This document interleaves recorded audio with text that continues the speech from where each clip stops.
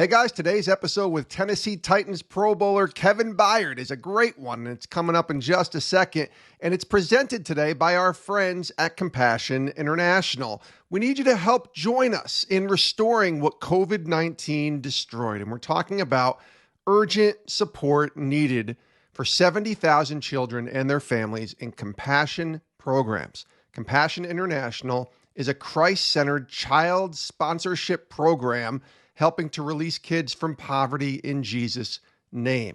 You can join us in helping to release 70,000 kids and their families from poverty with Compassion International.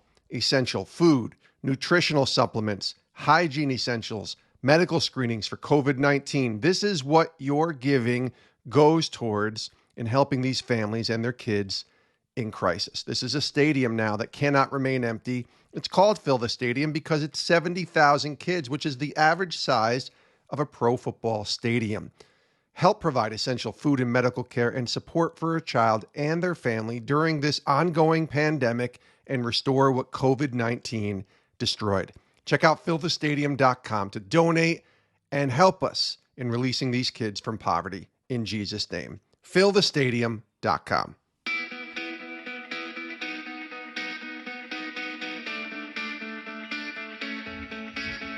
This is the Sports Spectrum Podcast, where faith and sports intersect.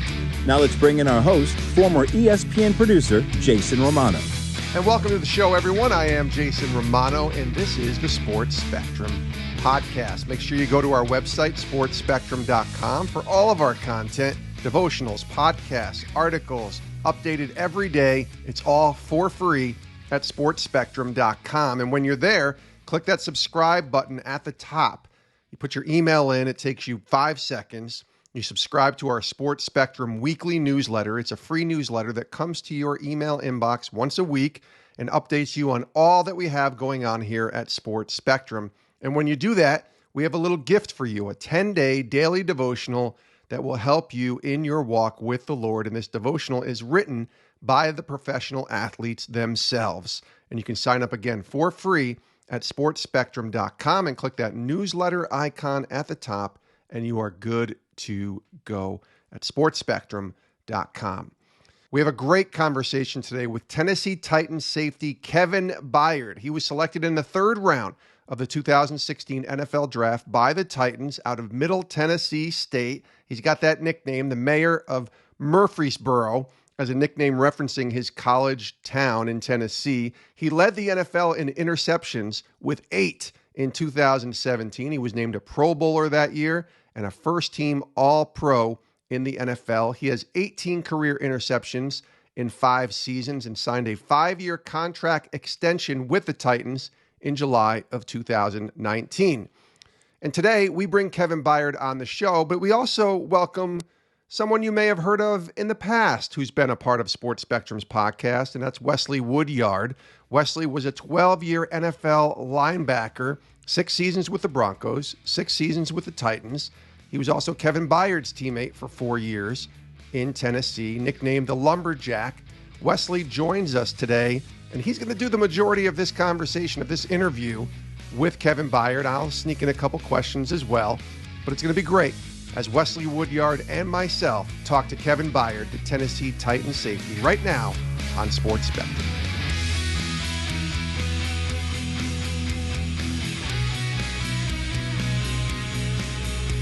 Today on the show, we get to welcome back a friend of ours. He is Wesley Woodyard, a longtime NFL linebacker, 12 years in the NFL, 6 with the Denver Broncos, 6 with the Tennessee Titans. He's called the Lumberjack, and he's back with us today, and he's going to be helping us out in a conversation with his former teammate, current Tennessee Titans safety Kevin Byard.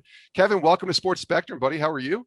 I'm doing well. How about yourself, man? I'm great. And Wes, welcome back to Sports Spectrum, my friend. How you been?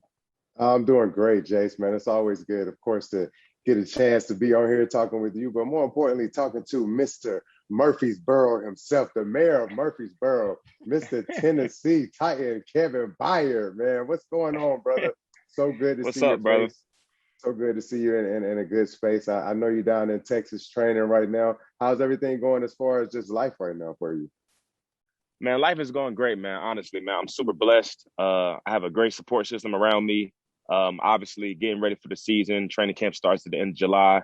Feeling real good about the season, in a really good, good place mentally. Obviously going into the season last year, it was COVID and all this stuff, but times is very different right now. So I'm feeling real good. Just excited, man. Excited about life. Excited about football.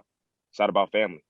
Yeah, man, that's good. So I know a lot of people always just see the interceptions or see the turnovers, but let's take a deeper look into it. Like, how does Kevin Byard spiritually get ready for the warfare of the season, I should say, for your body? Like, spiritually, mentally, how do you prepare for a season? Yeah, man. Obviously, as a younger player, you don't really, I would say, think about the mental side and the spiritual side of the game. As far as for me, I would just speak for myself. Wasn't really locked in on my spiritual journey. It was everything was just football, football, football. But as you get older and, things happen in life, my family's growing, you start to think about different things. Your perspective grows. And my spiritual walk has actually been, for everybody, it's definitely a long journey. It's been a slow walk. But obviously, having you in our locker room, especially as a rookie, you've been a great resource for me, not only just for football, but just spiritually, mentally, and everything, just helped me be a better player and a better person. It's been great, obviously. My spiritual journey started when I was younger. And as I got a little older, my parents ended up splitting, getting divorced. And I wasn't really, going to church or anything like that. But obviously, once I got older and I got to the NFL, moved to Nashville, I always said I had to find a church. I actually started going to Mount Zion. Bishop Walker, I know you know who Bishop Walker is. A Yes, great real good mentor friend. for me. Yeah, great mentor for me. It's been helping me out a lot. But it's an ongoing journey, man. That's life. That's you brought up some good points there. Definitely some things that we want to go back and touch on too. But having godly counseling in your life, man, that's key. I know my last year in Tennessee, I lost one of my closest friends, being to him retiring, by the name of Derek Morgan, a guy that kept me straight in the locker room, that always fed me the right way I needed to be fed. And I used to admire yours and Logan Ryan's relationship. You guys worked out together. You guys trained together. So for those younger athletes, how important is it to find other men that want to go to a different level? I mean, go to the same level as you and put themselves on a different level than other people in the locker room. And how locked in does it take to be a man for your teammate in there with that accountability? That's something I preach to the young guys now, just even the rookies that we have in our locker room. Spend some time with those guys. Just tell them, like, listen, one thing that I did when I first got drafted, and just the advice that I give to everybody, the first thing that I did when I got there, not only did I listen with my ears, but I listened with my eyes. One thing I did, I watched the older guys. I watched guys like you, Derek Morgan, Brian Arakpo, Jason McCourty, Jarrell Casey, all those guys. And I just watched everything they did, from your routines to the different things that you was focused on. And obviously, as a young player, you're thinking, I could just jump in and do what I need to do, and it's just easy. But as you watch the older guys, you watch the guys that have the longevity in the league. I just paid attention to. I paid attention to how you treated your family. All you guys were family men, and that's something that was really big to me in my personal journey. Was being a family man. I'm married, been married going on 3 years. It's been a beautiful thing. Like I said, just having those guys that you can latch on to. You spoke on Logan Ryan. Logan Ryan was a veteran they brought in during my second year. A guy that kind of showed me the way, showed me how to work. All you guys showed me how to work, but obviously him being in the DB room showed me how to work, showed me how to be a leader, showed me how to, bring the younger guys along. As being an older veteran, you obviously know how it goes. You need the younger guys to bring along, to kind of, usher in the next generation. And he was very helpful with that. So, I mean, like I said, all you guys was a great resource for me. Man, I'm telling you, we knew you were going to be special from the day you came into that locker room, though, KB. It's different. It's different rookies that you see. That you see the ones that come in, they're blown away. This is the NFL lifestyle, partying, having fun, doing whatever. You came in, like you said, you soaked up as much knowledge from not only the DBs, but from the linebackers, from the rush ends. And I think that's why you matured so much in your football walk, because you came along so fast. I remember posting an Instagram picture of me and you. It was after you made a big play, got off the field on 4th down, and I said the rookie and the vet. And now look at you, bro. Like, you're the vet that's coming, that everybody comes into the locker room. So for those young guys coming into the locker room, what would be some advice that you would give them?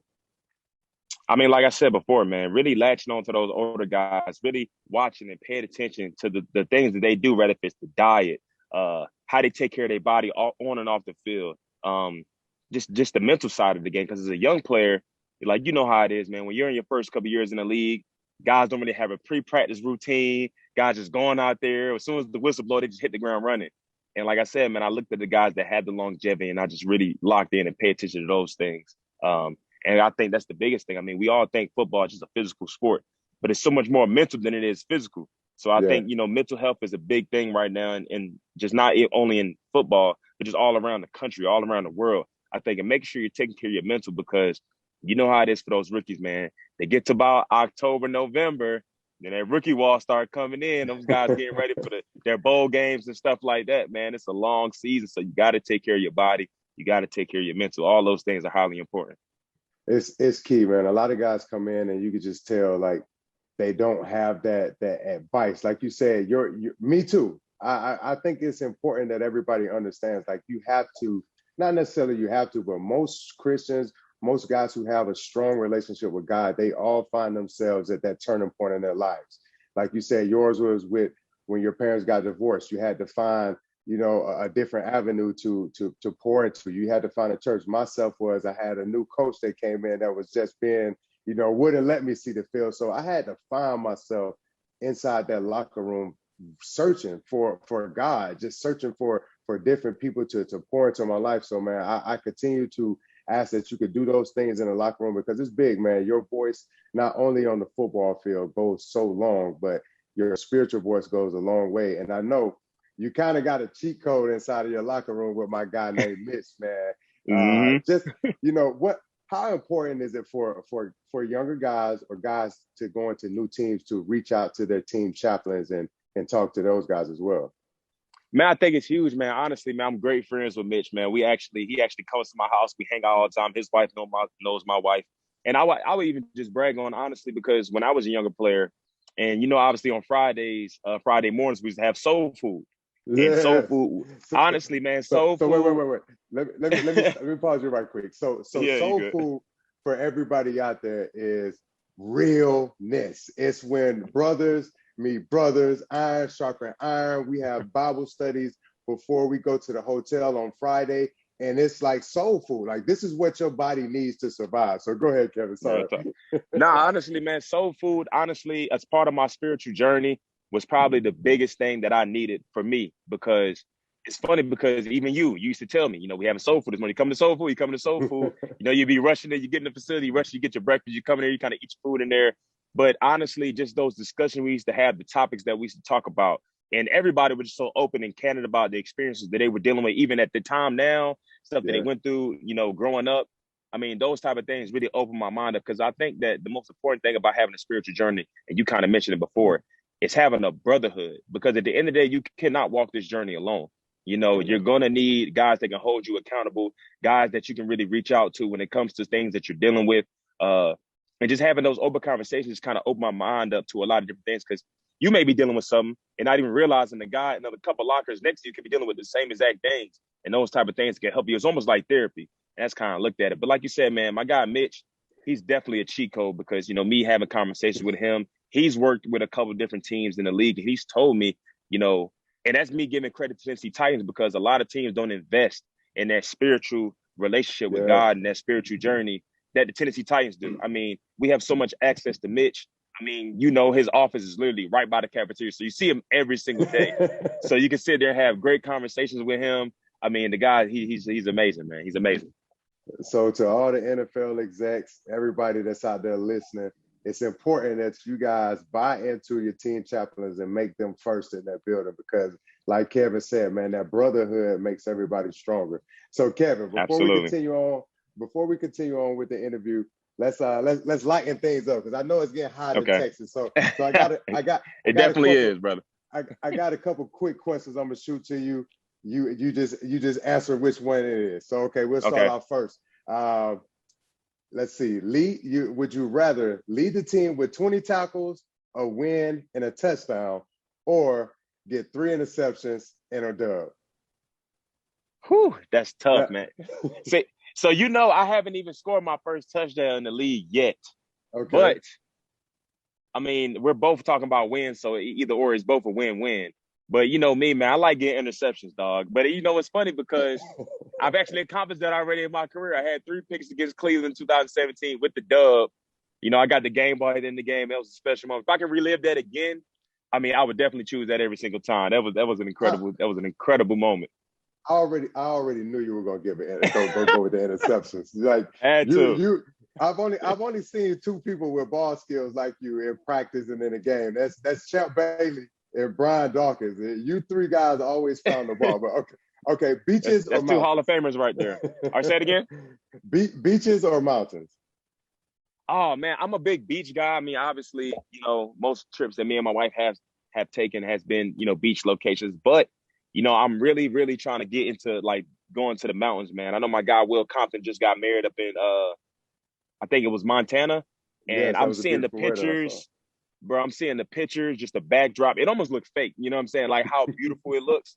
And I'm really thinking about taking a trip, man, either Montana, Wyoming, wherever I can go, man, go do some hiking. But I would say beach for right now, but I'm definitely going to try to, man, I want to touch the whole world, man. I want to touch every continent, man. So I want to be able to go hiking, skiing, all that good stuff, man. I'm all about those experiences. I'm telling you, man, you got to get out in that wilderness. You're going to really see like God's true grace to the world. Like it's just too beautiful. Real talk. Real talk. One more question, one more quick one. $1 million or 1 million followers? Whew, I was just having a discussion not too long ago. You know, it's crazy because I mean, obviously $1 million is $1 million. You know what I'm saying?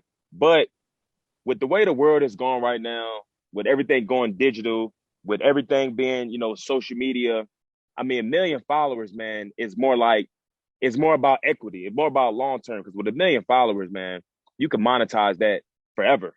You know, I just had a discussion with somebody where somebody asked me, would you rather have a nice Mercedes or 2 million followers on Instagram? I mean, I would take the 2 million followers on Instagram every single time because that's just more about longevity for me. $1 million can, you know, it can go away at any moment if you're not responsible with it. So honestly, me personally, I'll take the 1 million followers. Let's take a quick break from our conversation here on Sports Spectrum to tell you a little bit more about our friends at Compassion International, releasing children from poverty in Jesus' name. They are the most trusted child development ministry in the world, and it's a company and an organization and a partner of Sports Spectrum that we value so much. And the work that they do, when I tell you how important it is, I'm not sugarcoating it here. It's incredibly important work, releasing kids from poverty, but doing it in Jesus' name, teaching these kids who are stuck in really dire situations about how they can accept Christ and have a relationship with Jesus. That's the most important thing, but they do it with compassion and through Compassion's programs. Now, due to COVID-19, 70,000 kids last year and their families in Compassion programs were stuck potentially without a sponsorship and are in need of your urgent support. Now, 70,000 is the capacity of the average pro football stadium. And since we've launched Fill the Stadium and their Compassion program 1.5 years ago, we've seen almost 58,000 seats filled with Compassion's program. You guys have come through. I'm telling you, every seat representing a child in need, and we're close to 60,000 seats. So our goal is very much in reach of helping 70,000 kids and their families. But we're not there yet. So we need your help. It's almost to the end, but we have to keep pushing here to help these kids. There's still 10,000 children out there who need your help. Your help providing essential food and medical care and support for a child and their family during this ongoing pandemic. Help restore what COVID-19 destroyed by going to fillthestadium.com and donating today. Any amount helps. Fillthestadium.com. This is a stadium that cannot remain empty. Fillthestadium.com. He is Kevin Byard from the Tennessee Titans. That voice you heard was Wesley Woodyard talking to Kevin. It's here on Sports Spectrum. Kevin, I want to ask you a question. You mentioned about your spiritual journey, kind of growing closer to the Lord as you got older. Was there a moment when you said yes to Christ? Was there a moment where you just said, I'm going to start this journey, and then you grow in it? You know, it's a walk. Like you said, it's not a sprint, it's a marathon in this walk with the Lord. But was there a moment where you said yes and you started that journey? Yeah, so it was crazy. Going into my senior year at Middle Tennessee, I had my roommate, one of my closest friends still to this day, his name is Pat McNeil. He's the defensive lineman at the time. And we was living in the same apartment. And, you know, in the summer times in Middle Tennessee, in Murfreesboro, which a lot of people don't know, there's literally nothing to do. It's boring. We're just in the middle of summer training and stuff like that. And he was already going through his own spiritual journey. And at this time, you know, obviously being in college, being at middle, you know, I wasn't like I was a guaranteed lock to go to the NFL or get drafted high or whatever. But I was kind of in a limbo as far as my spiritual journey. I had a lot of questions, I had a lot of different things I didn't really understand. And he, being my roommate, being a close friend with me, you know, he used to ask me a lot of questions because he was going through his own spiritual journey. He would be sitting in his house reading the Bible a lot, or sitting in our apartment reading the Bible a lot. And he started asking me different questions about myself, about things that I believed in. And he said, listen, bro, how about taking this spiritual journey with me? I'm like, okay, cool. Like at the time, I'm like, okay, cool. I mean, we're just sitting here. We're not doing anything else. So we literally sit at the house and we'll watch different videos on YouTube or whatever. But we would sit here and read the Bible, like literally take out highlighters and everything. We was really going through the Bible, like really studying it. And we had a lot of questions. I mean, we had another guy on our team. We used to literally be 3 or 4, but sitting in the living room, having conversations, having deep talks. And I've been through a lot of things, you know, through my childhood when it comes to poverty. Like I said, my family getting divorced, a lot of different things that I had going on. And we would literally sit in the living room. And this is me being candid about it. We sit in the living room having conversations, and we'll guys would be tearing up. I mean, it would get so real, so deep. And, you know, that summer, I think when I say this is like summer 2015, I really said, I want to take this walk with Christ. And, you know, we actually drove up to some mountains in Tennessee, probably about 30 minutes away from my school. And we found some natural water, a waterfall. And I had a couple of us. Honestly, it was like 3 or 4 of us. Obviously, my brother, he was taking a spiritual journey. And I wanted to get baptized. You know what I'm saying? I got baptized in the water. And honestly, that was the first time that I said that, you know, I said yes to Christ. And ever since then, it's been a journey, obviously. It's a long walk, but at the same time, ever since then, I've accepted Christ into my life. That's a great story, isn't it, Wes? That's an amazing story. I'm telling you, it takes that special somebody to come into your life to mold you and to help show you the way, man. That's amazing. And it's a lot of stuff that conversation needs to be held throughout the world, throughout the NFL locker rooms. You know, a lot of times we get it. All we talk about is the fun stuff, but people don't really know that being a Christian, loving God, loving Jesus, is even more exciting and way more fun than anything. So, you know, a lot of times things gets lost in the translation. So for those kids, I know me, like I wanted to position myself around again. We all say the same thing, me and you. We want to learn from the greats. We want to learn from everybody else. So how important is it to pour into our wives, man? Let's talk about Clark for a second, man. Let's talk about your family. Those are the things that excite you right there. Yeah, absolutely. It's funny because Clark, she actually grew up in the church, you know. She grew up going to church as, you know, young. Her grandfather, who she pretty much grew up with and lived with at a young age, he was a chaplain. He was in the Army. He served. I don't want to butcher anything, but I know he served a long time. He's a veteran. He ended up passing away some years ago, but he was a chaplain in the Army. I mean, the guy was a real spiritual guy. Clark talked to me all the time about, I mean, just his routine, how he carried himself, how he treated his family. I mean, it was just incredible. And I mean, I can only try to live up to be the type of guy that he was to take care of his granddaughter. But I mean, he was just an incredible guy. So she grew up in the church, and she always used to try to, you know, kind of get me to walk with Christ. But I always feel like, you know, when you're talking about this spiritual journey, you know, sometimes you can want something for somebody, but it's going to take for them to have to take that step forward and say that they're going to walk. And, you know, as me and Clark got married, and obviously you're talking about, you know, having a family, planning to have families. That's one of the main things I always was thinking about. Well, what do I want to give to my children? Because, you know, the NFL, you live a great life, you make a little bit of money, you can pass that down. But what type of knowledge do I want to pass down to my kids? How am I going to raise them? What type of principles am I going to raise them with? And I mean, just like you said, man, you want to learn from the greats. What better person to learn from than Jesus Christ? You know what I'm saying? Amen. Like what real talk, like what better person to try to walk in life or try to live your life than Jesus Christ? So, you know, that just made it all more motivating for me to say, hey, you know what I'm saying? Take these principles, read the Bible, really make sure you're doing your daily devotionals and things like that, because those type of I don't want to say they're investments, but those type of things that you do every single day can really affect, your entire family's, upbringing. It can affect your entire family's, the way that we live. And, we always, I spent a lot of time investing in football, my body and all that stuff, but I had to invest in my family, invest in my spiritual journey. Yeah. Hey, man, it's Wesley Woodyard here. We're on the Sports Spectrum podcast with my great friend, Kevin Byard, Jason Romano in the place. We're over here talking about faith, family, and football, being equally yoked with our wives. Kevin, I'm going to put you on the spot again. So 10 years from now, when your kids are watching this podcast, I want you to give them a 10 to 15 quick second advice to overcome the obstacles that you face or that they may could possibly face. So here you go. Whew. You put me on the spot for sure. I would just say, man, when any type of adversity I ever faced in my life, I always just tack it head on.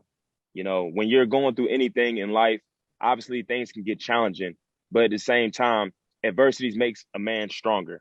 Don't look at anything a loss, or don't look at anything bad as a loss. It's always a lesson. You can always learn from different things that you may go through in life. As a youngster, as a young child, things that I may went through when I was younger, I always used to ask the question, why am I going through this? Or kind of had a negative mindset towards it. But now that I'm older, I realize that if I wouldn't have went through those things, I wouldn't be the man who I am today. So I take everything that I ever go through as a lesson and not a loss, Hey, man, that's key. I always found that resilience in athletes to be spectacular in most cases for some athletes. How are you spiritually dealing with those downfalls or those shortcomings in a career like yours? Because in the NFL, you're not allowed to celebrate those victories. You're not allowed to be sad about those losses. But when those ups and those downs, what keeps you level-headed? Just like you said, just leaning on Christ, honestly, because I feel as though everybody's career, you can speak on it. It's going to be ups and downs. It's not always going to be highs. It's not even going to be all lows. You have to stay evenly balanced, evenly killed. And one thing that I've learned is that the only way that you can able to stay evenly killed is leaning on Christ and understanding that football is not the end all be all. Scoring touchdowns or catching interceptions or making big tackles and doing the lumberjack celebration. Eventually all that, real talk, and eventually all that will eventually fade. But the thing that's going to be there and it's going to be constant is your spiritual journey with Christ. And that's something that you're going to be doing until, we eventually pass on to the next life, and that's kind of how I take it. We all go through ups and downs in football, man. But the only thing that will keep you spiritually or just mentally and physically just balanced is understanding and having that relationship with Christ. And I think that's something that's helped me out in my career for sure, especially, the past couple of years.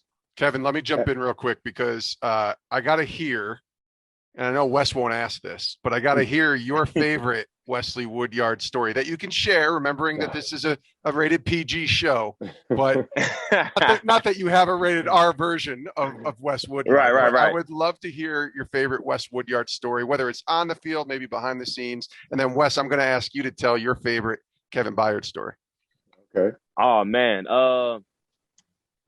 It's funny because I wouldn't say I have, one particular story. Okay. But just for me, just the memories of Wesley being in the locker room, Wesley being in the meeting rooms. So it's funny, which I don't know, most guys might not know, is that obviously Wesley played 12 years, but 11 out of those 12 years, Wesley was a team captain. And I just remember when I was first drafted, and they used to tell me, like, Wesley's been a team captain. I'm thinking in my head, like, how is he a team captain? How was he a team captain his second year in the league? And obviously it was because special teams and the amount of leadership and the type of guy that he was being a captain. So I just remember being in special teams meeting. And obviously I'm a young player. And when I was in college, I didn't play any special teams. It was like, that was something that, we don't play special teams. I'm a top guy on the team. So I'm just sitting in the meetings and I'm writing down my notes. And I just remember days where Wesley would literally get in front of the whole team and speak about how important special teams was. Or he would just speak to the young guys like, why don't you have your notes out? Why aren't you taking notes? Like, really take this serious. And I just kind of looked at that like, man, this guy's incredible. Like, I've never heard anybody, not even a coach, speak on how highly important special teams was. And it didn't really dawn on me, obviously, until I got a couple years in the league. But just those type of small little stories about just Wesley being the leader that he was, being the guy that he was. I mean, he was always one of the funniest, if not the funniest guy in the locker room. I mean, I don't want to bring up all the funny stuff that he's done, but he's always been a funny guy, charismatic guy. I mean, just a great guy overall, man. Honestly, one of the best. And I told this to Wesley, I think the last game that he played when he was about to be a free agent, I think this was a year ago, 2 years ago. I told him, like, Wesley, you're one of the best, if not the best teammates I've ever had. And I had to tell him that personally because I want him to know that because you really are you're probably the best teammate I've ever had. Any level playing football, man. Just incredible guy. And it's funny, I even remember him inviting me out when I made it to the Pro Bowl my second year. He invited me out to his house, invited me out. We was on the boat, riding around, seeing different houses down there in Orlando. Man, those are just memories that I'm always going to remember for the rest of my life. That's really good. I remember that last game too, Wes. That was the game against an AFC Championship game against the Chiefs, right? That's exactly what it was. Yup. Yeah. That was it. That you're bringing up some old hurtful memories right there. For sure, man. But I can say, man, like Kevin said, I have a lot of memories that are just balled up of nothing but joy about KB. But I can say, let's go back to that special teams meeting he was referring to. And we joked so much with KB about being the highest paid PP in the NFL. That's our personal protector to our punter, Brett Kern, another great brother in Christ. But special teams is not for the guys who start, or special team is not for those guys that have the big head. But Kevin was in every special teams meeting, every punt meeting, even to the point where we no longer needed him to play special teams anymore. He was still in the meeting. So I'd be like, KB, get out, bro. We don't need you. Go do DB stuff. But I can definitely say, man, I think those first games, his rookie year, his first few years, definitely when he took a sack away from me versus Aaron Rodgers, that was something that I remember. That was my first sack. So I remember his first sack a lot because that was one that he snatched out of my fingertips. But man. But I could definitely say, KB, man, from a start, you have been a joy to be around. It's fun to know that you're a brother in Christ with me.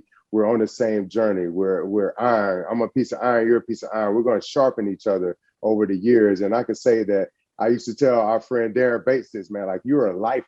You're a friend for life. Like, you're a guy that I'm going to care about. I'm going to care about your friends. So I think all of those memories that we built over the years are not only for us, but they're for the guys that's coming in the future. So now when guys are coming into the building, they don't have to look at a Wesley anymore for guidance. They're looking at a Kevin Byard for their advice. Kevin, where should I be on a Friday? Come to Soul Food. Kevin, what should I be doing the night before the game? Come to Bible study. Hey, Kevin, how do you love your wife so much? Bro, it's because I pray.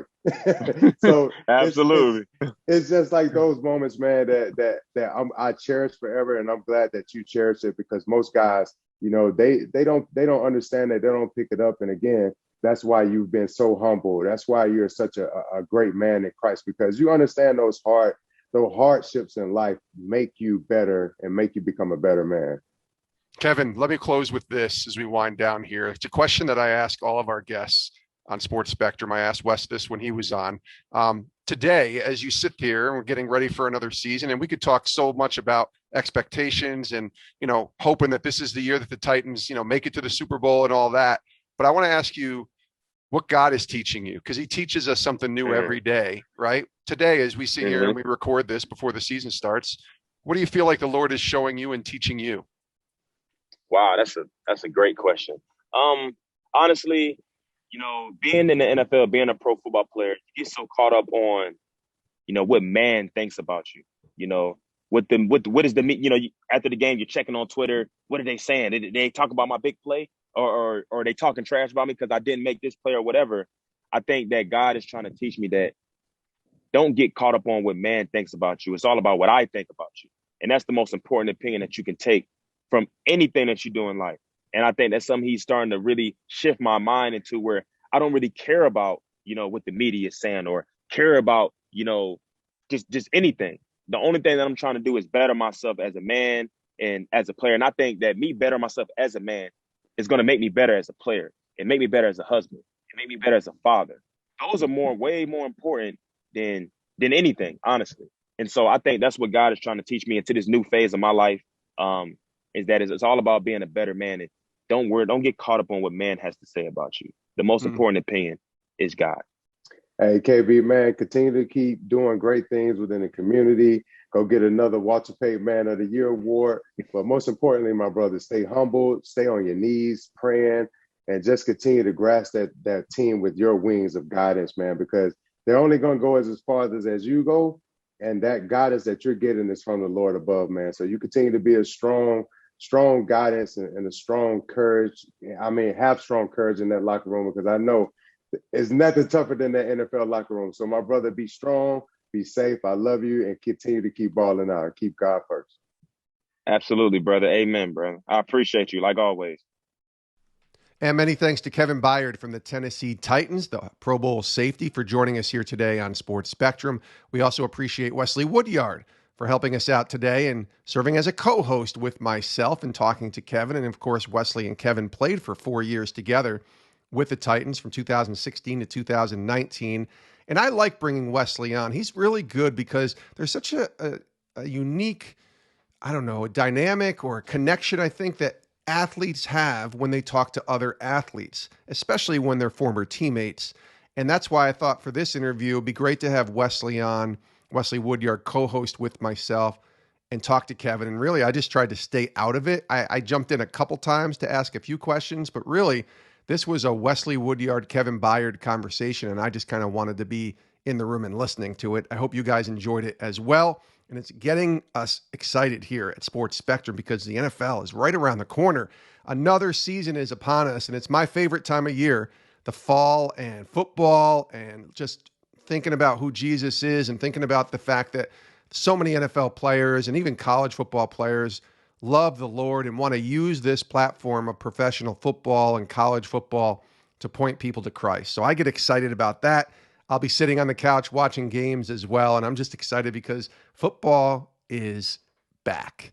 And so is the Sports Spectrum podcast next time with a brand new episode here on the show. Make sure you, again, check out our Sports Spectrum website, sportspectrum.com, for all of our content. Sign up for our weekly email newsletter. You can get that at sportspectrum.com, and you get a 10-day daily devotional written by professional athletes for free right to your inbox when you sign up for our Sports Spectrum weekly email. It's free, the newsletter, right there at sportspectrum.com. Thanks for tuning in to today's show. My name is Jason Romano. This is the Sports Spectrum podcast, and tune in next time for another episode. Thanks for joining us, and have a great rest of your day.